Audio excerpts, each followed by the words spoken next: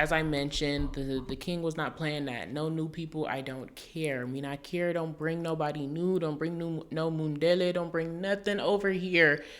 We want to stay free. It's literally because of a Black American person why we know today that King Leopold and his people was chopping off Congolese people's hands.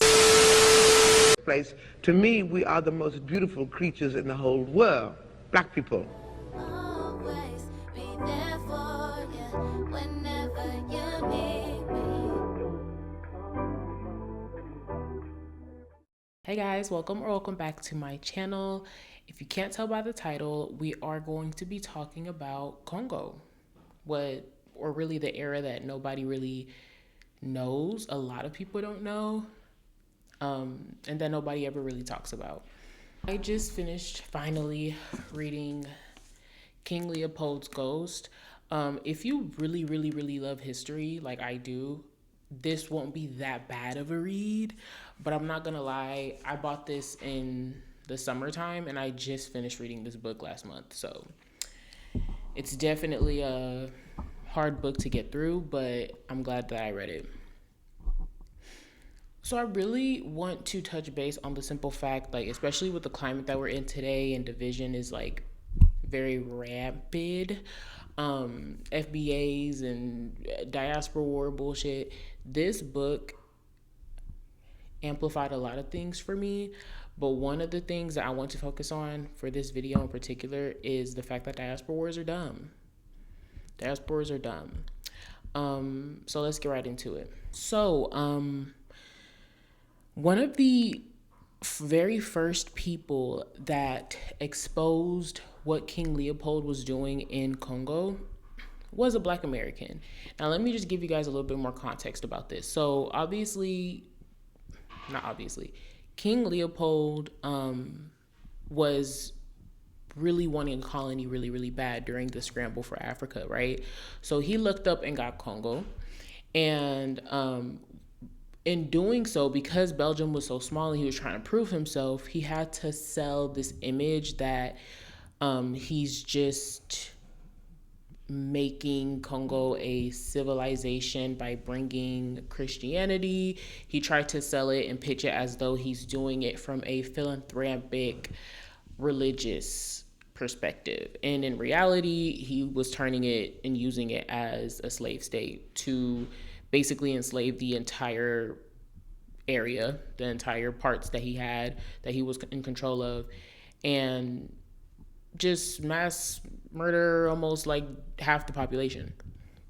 The very first person, again, to expose that was an African American. His name was George Washington Williams. He was a lawyer, minister, and politician. He fought in the Civil War and became the first African American to be elected to the Ohio State Legislature. So again, he wrote the first expose, and his expose was basically a letter titled "Letter to King Leopold II, 1890." And 1890, that's just 5 years after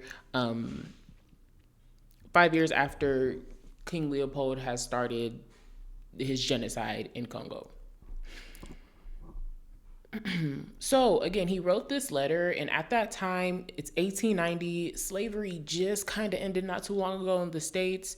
You're still a Negro. I really don't care what you're talking about. It did cause some buzz for sure because, again, King Leopold was selling it as though he's doing it for philanthropic reasons, and then you have somebody saying that, oh no, actually, this is a slave state.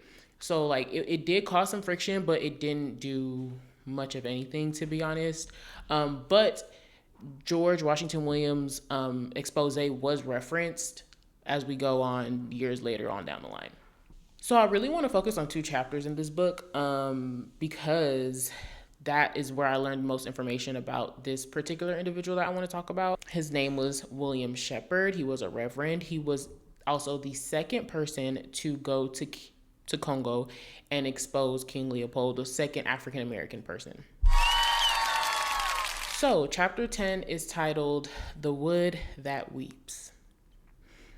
This, I'm not going to lie, This book was written very beautifully, not only from a history standpoint, but also like the writing was just really good. Like the author Adam Hochschild, he really gives like you a lot of background information, but also, writers, like we are kind of creative a little bit. So like even the titles are synonymous with like literally what's happening, and it's really sad. So The Wood That Weeps, basically, spoiler alert, the reason why obviously King Leopold wanted Congo was because of the resources that were there. So one of the resources that they had a lot of was rubber, and rubber was basically found in the trees, and you basically would climb the tree, tap it until the sap comes out, and the sap that comes from that tree is used to make rubber. The wood that weeps, the trees dying, burning villages, right? So there was a large movement to move blacks back to Africa. In doing so, the United States decided that if they recognized Congo as King Leopold's, then maybe that would push the blacks to kind of go back to where they came from. Now, this I'm talking about is 1865. So that is literally the year where slavery was abolished in the States, and that's the year where a lot of the white supremacists and raging racists that used to own slaves were just kind of like, okay, if I can't enslave them, they're going to have to go back home. So that movement caused the United States to recognize Congo as King Leopold, and in hopes that the rest of y'all will, I'm saying it's King Leopold, y'all can go on ahead back home. John Tyler Morgan was one of the figures that spearheaded that recognition, for the United States to recognize the Congo as King Leopold's, and I feel like that's how they did it back then, as far as like you know who owns what in Africa. So like if France recognizes Zambia as Germany's, then that's Germany's. If Germany recognizes Ghana as France, then it's France, and that's how it works. So that's why King Leopold was like, okay, maybe if I can get in there with the United States, they can recognize Congo. We cool, we good. And I mean, obviously it worked because white people are okay, yeah. So yeah, that's what happened. So basically, after John Tyler Morgan spearheaded that movement to recognize Congo as King Leopold's, him and his other white supremacists they came up with a plan. They were like, basically, what can we do? How can we get all of these blacks back to Congo? And they felt like maybe if we start by sending African American missionaries there first, then everybody else will follow suit. Now, the Southern Presbyterian Church had voted to start sending Black American missionaries to do this, right? So John Tyler's plan basically worked, right? And I feel like this was super interesting because basically the same way that they used Christianity to enslave Black people, they were trying to use Christianity to send them back.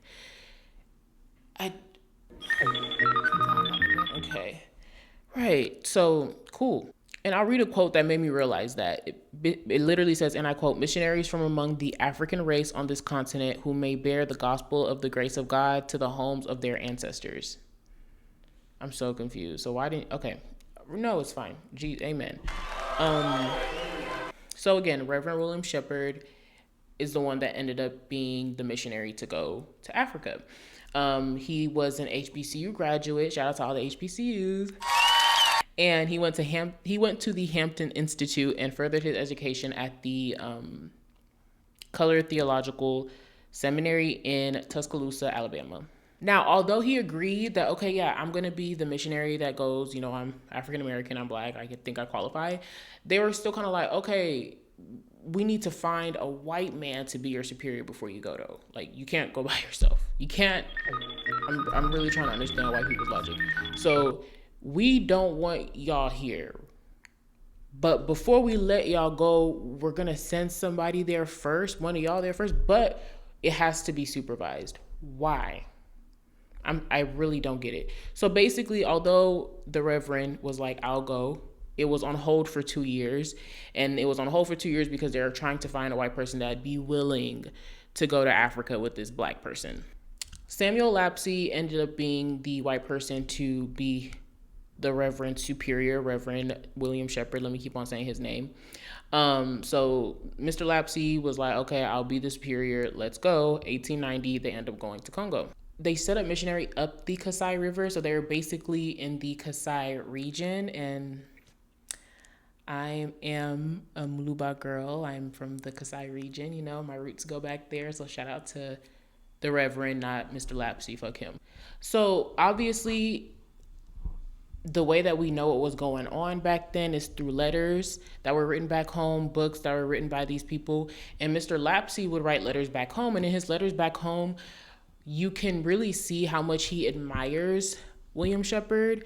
And basically he admires him because, I mean, William is better than him at every single thing. He interacts with the people very well. He's good at hunting. He's good at everything. He's way better at Lapsey at everything. And I mean, that's not too far-fetched. I think black people are better than y'all at life, period. So Mr. William Shepard was surrounded by, because he was in the Kasai region, he really had interactions with the Bakuba people and the Bateke people. Bateke people is who they talk about first in this chapter. So the Bateke people called William Shepard Mundele Dom. I don't know if I'm saying that correctly, which basically means the black white man. And obviously William Shepard is a black person who saw slavery in the United States, who is now back in Africa. So automatically his outlook and his outlook on life and his worldview is going to be very different. We're talking about 1890, and the type of literature that was available on Africa at that time were usually by Europeans, and those things, I would say, were not necessarily accurate. They were obviously very ignorant, very bigoted, very limited, because, you know, white people are not anyways. But William Shepard's outlook on Africans, his writings about them were very, very, very different, almost opposite to what all of the writings before were.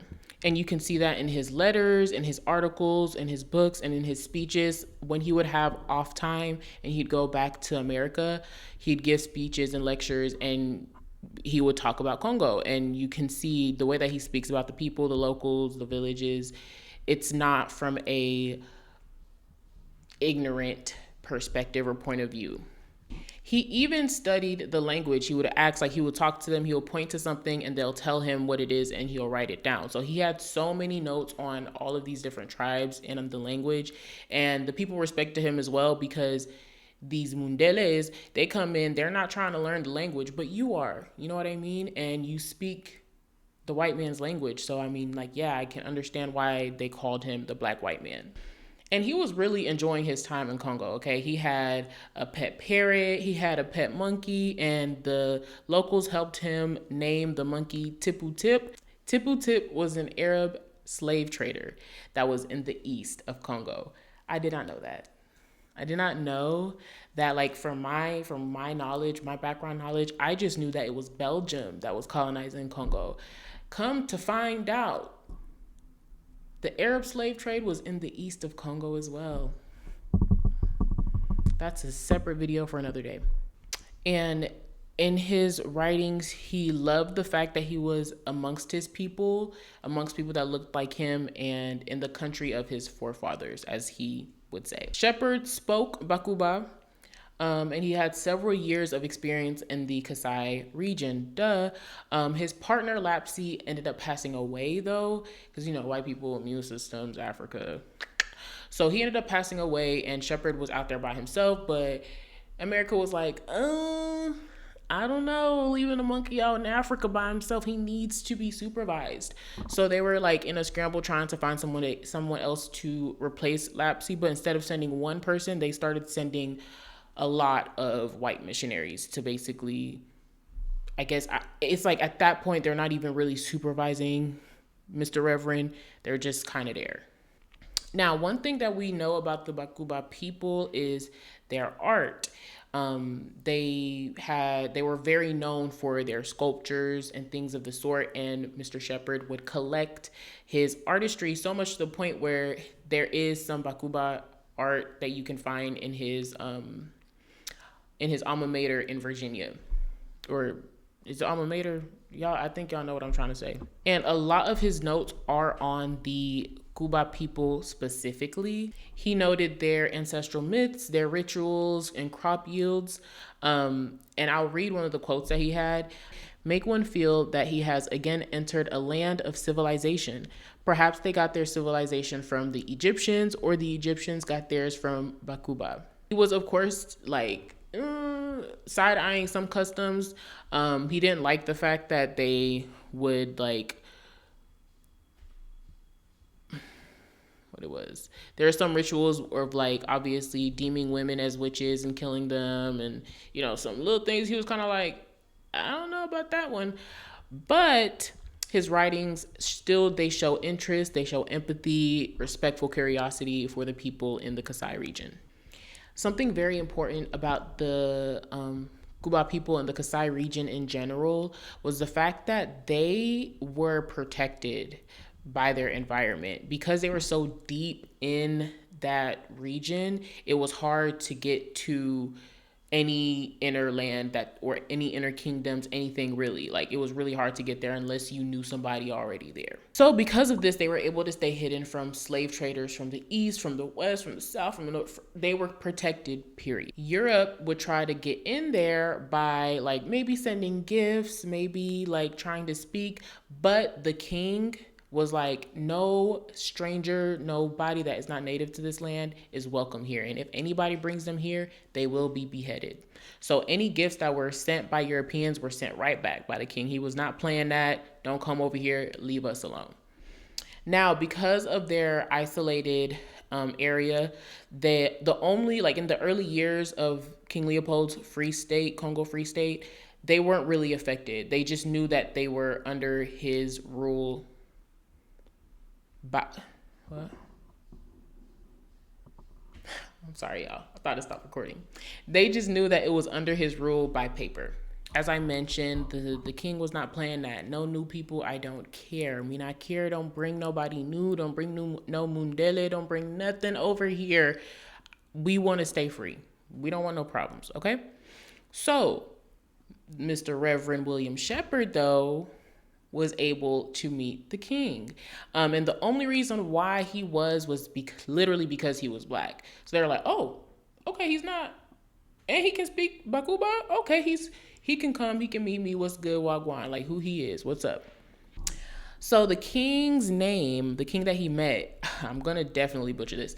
The king's name was Kot Ambwiki?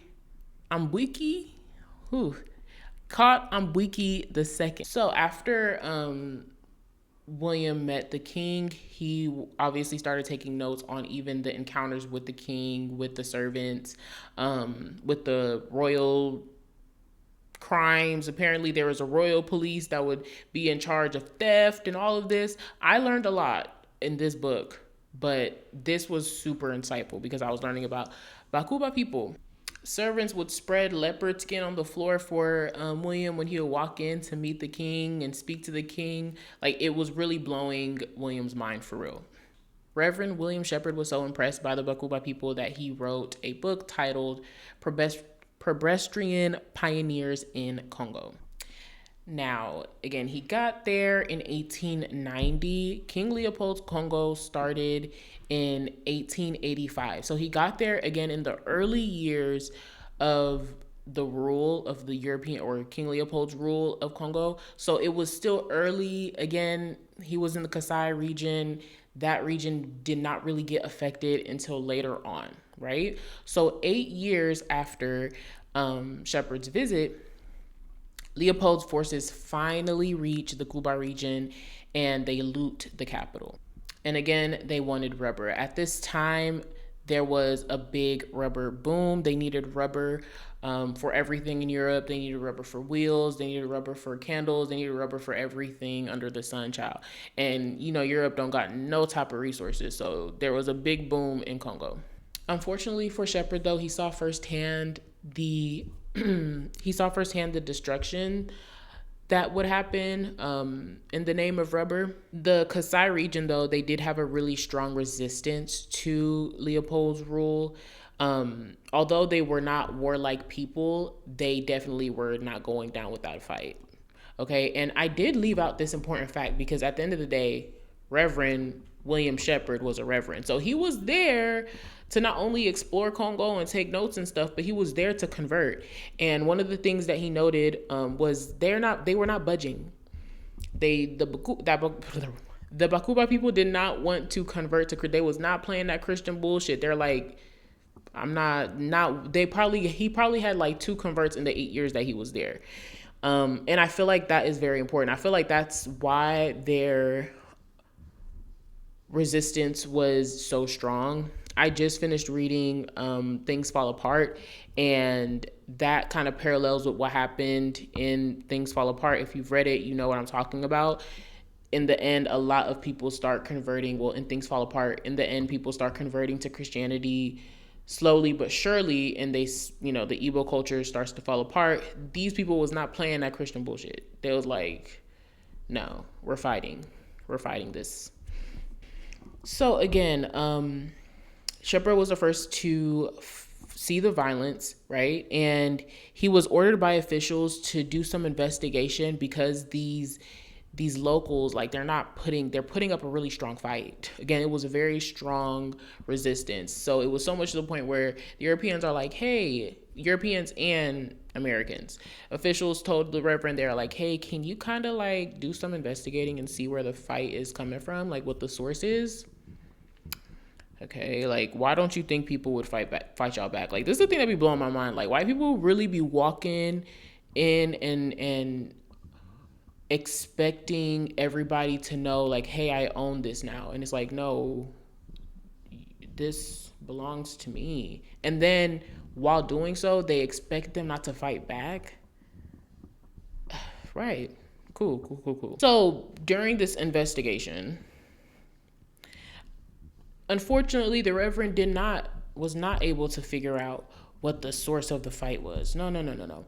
What he did find was severed hands. He found hands, cut off hands. He found villages burnt to the ground. He found dead bodies all over the place. And again, this is a man that came to Congo 8 years ago, and these people had homes, four-bedroom houses, leopard skin rugs, royal police, and now I'm seeing severed hands.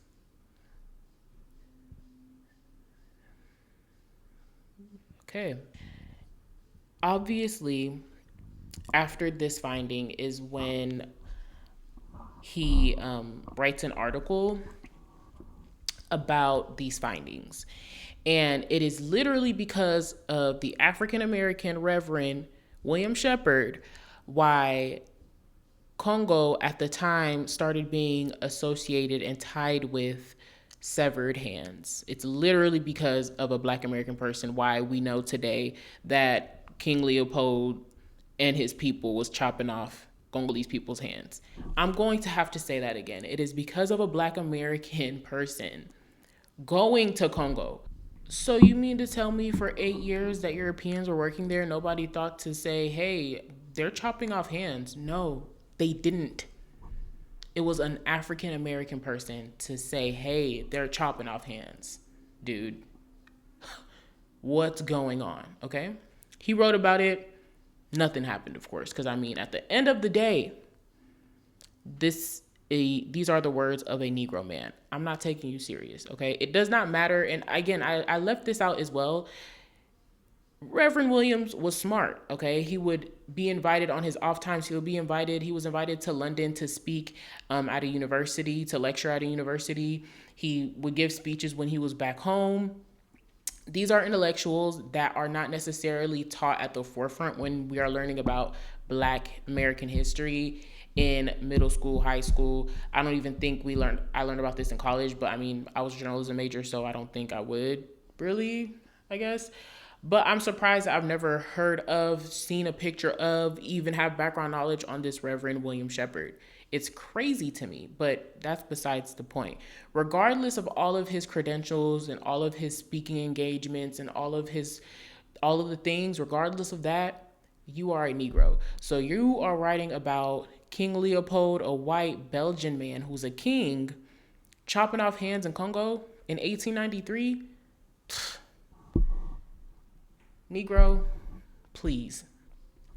So again, nothing happens after he writes that. It just is what it is. They keep on chopping off hands. They keep on enslaving the entire. They obviously ruined the Kuba kingdom. Ruined. So there's no more of that. Chapter 17. Okay, so we go from chapter 10 to 17, and in chapter 17 is the trial. Right, Mr. Williams Shepard was always in Congo. He was always going to be there as a missionary. So he was still there. And in chapter 17, he gets convicted. Okay. Now I'm jumping ahead. Let me calm down. Wow. Yeah, Mr. Reverend, he was in Congo for a really long time. He spent a lot of years in Congo.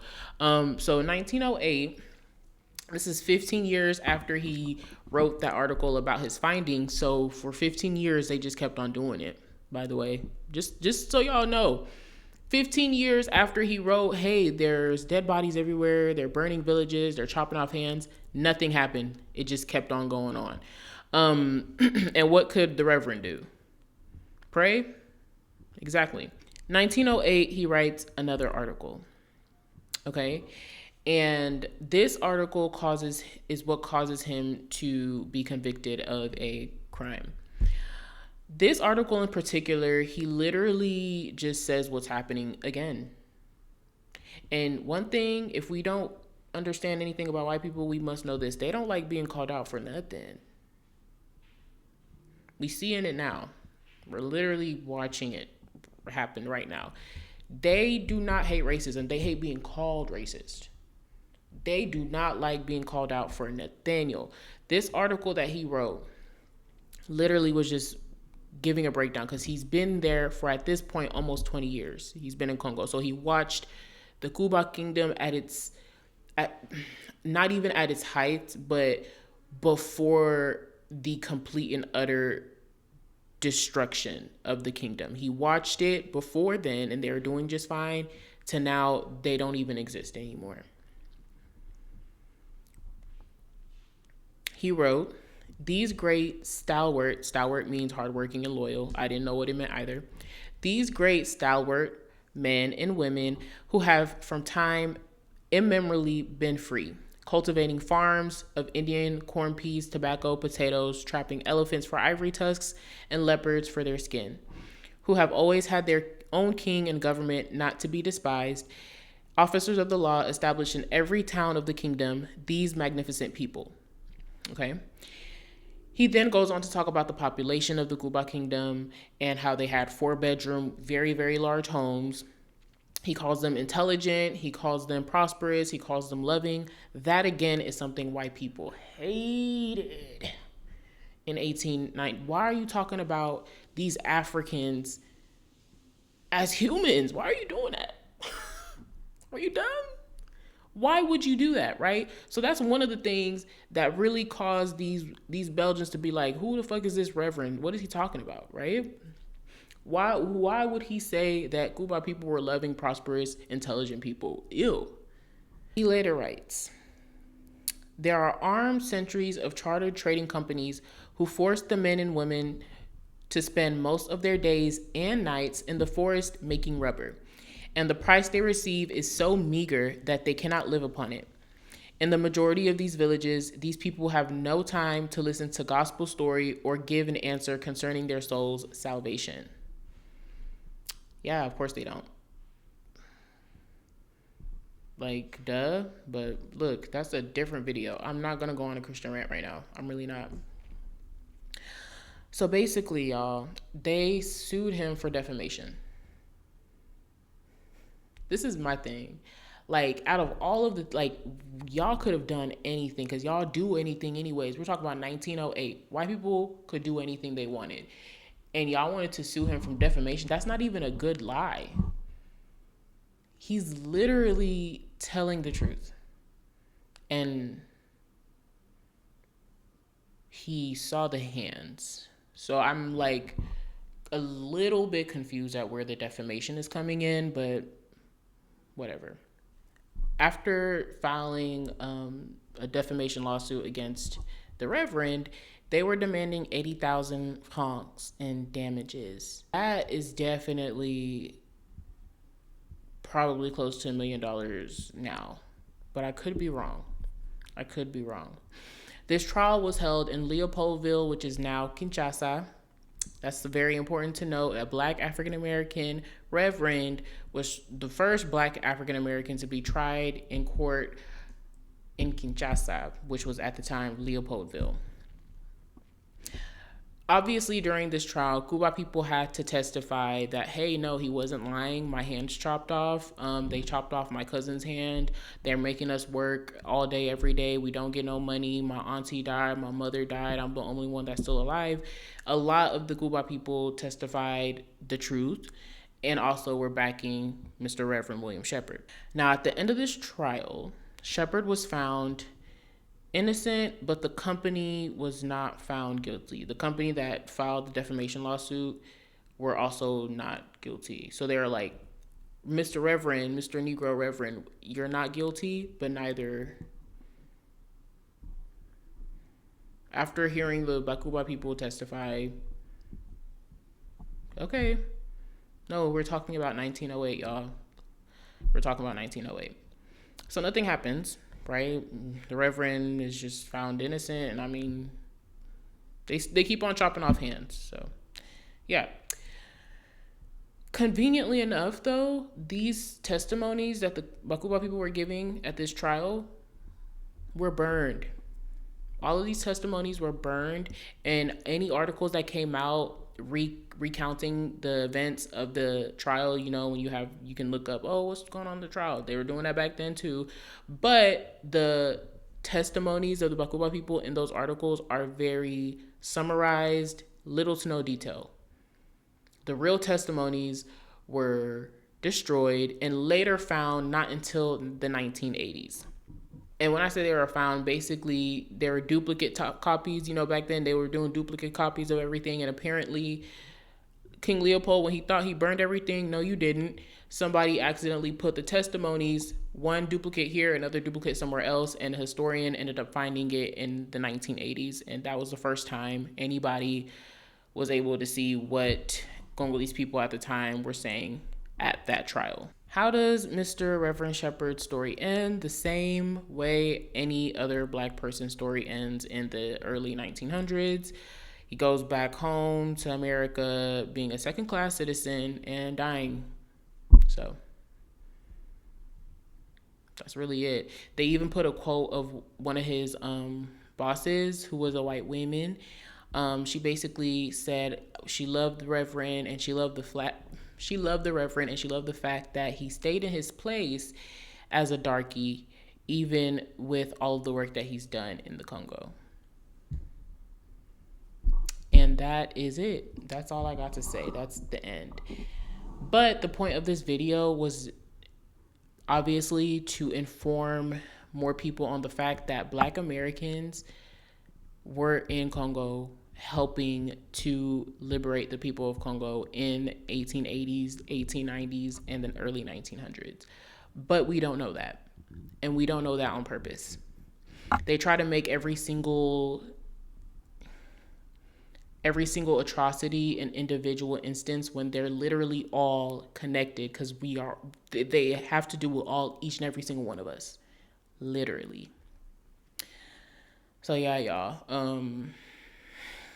Do with this information as you will. Do with this video as you will. Obviously, I'm going to end this video with nothing but peace and love. Seriously, I'm glad that I read this book. I may or may not be back with some more facts that I have learned because I'm done with the book, but like it's this book is a lot. Like there's so much information in here. If y'all want more, let me know. But again, I'm gonna end the video. Let them be peace and love. Thank you guys for watching. Make sure you guys like, comment, subscribe, and I'll see y'all in the next one. Bye. Be there for you whenever you need me.